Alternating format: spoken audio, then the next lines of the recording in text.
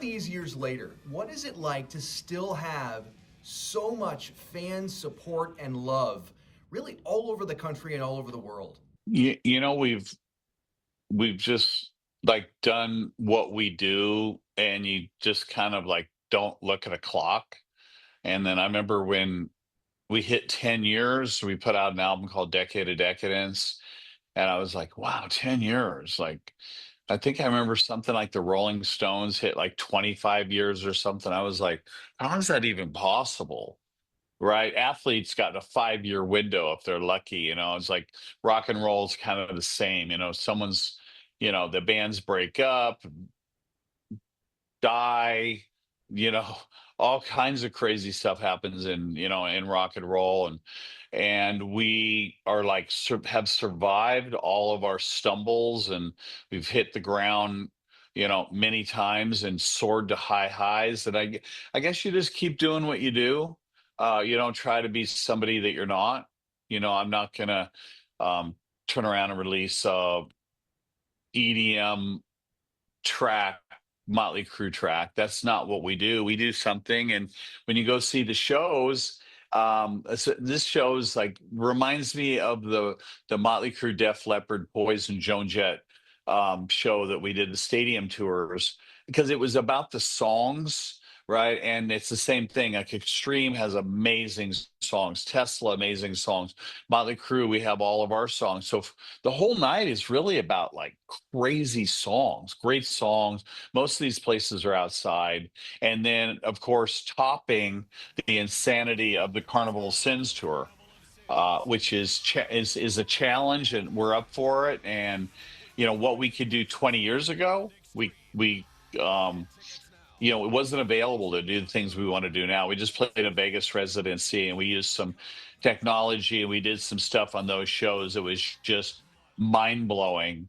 And the journey you could take people on. So we're looking forward to it. I mean, we're in conversations with all these different companies and ourselves, and it's going to be amazing, man. It's going to be a great night. It sounds to me like your secret to success is really focusing on what you do best and not messing with what has worked, but maybe just making a few modern tweaks here and there. I mean, you evolve as a person, as a lyricist. My evolution as a lyricist is it goes from the rawest of the raw to the most heartfelt.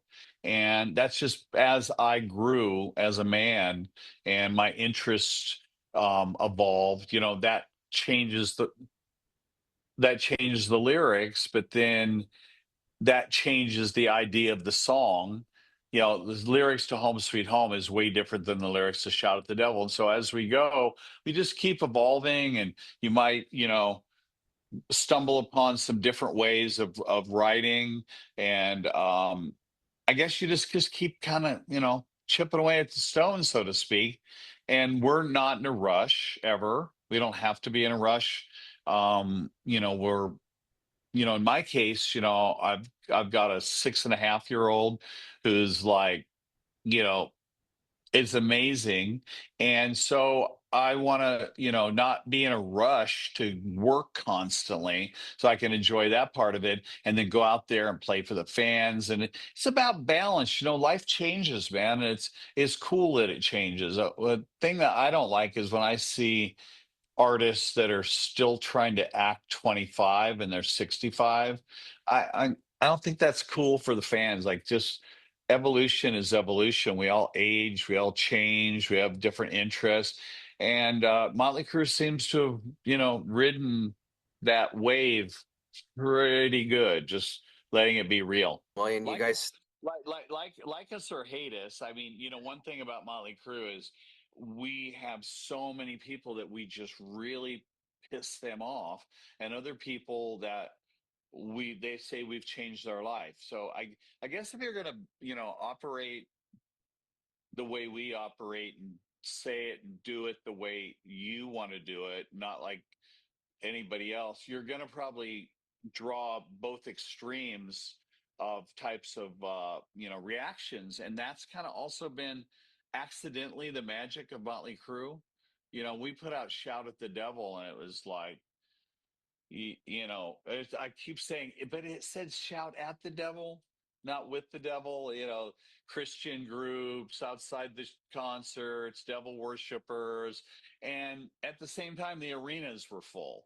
So there are bands out there like that are polarizing, and I think that's kind of exciting. All genres have that.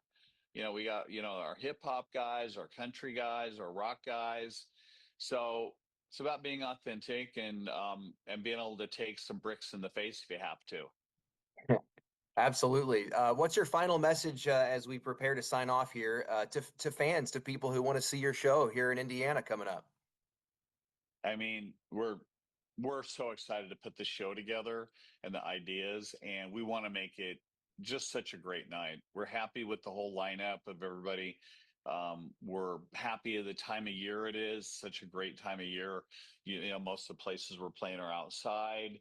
So, yeah, my message to the fans is, thank you, first of all, for staying engaged and, keeping us in your extremely busy life. We have multi-generational fans out there now. You see like 2, 3 generations of fans out there, and you looking down and you're like, I'm playing Livewire off the first record. Like, 2 of the generations of people were not even born when that came out in 1981. And so there's a lot of time that's with Mötley Crüe and a lot of different songs and opportunities for us to play during this tour. We're gonna really excited about changing up the set list and obviously playing the hits, but finding some really unique deep tracks.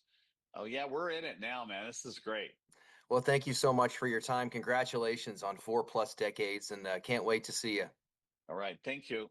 The return of the Carnival of Sins. Mötley Crüe.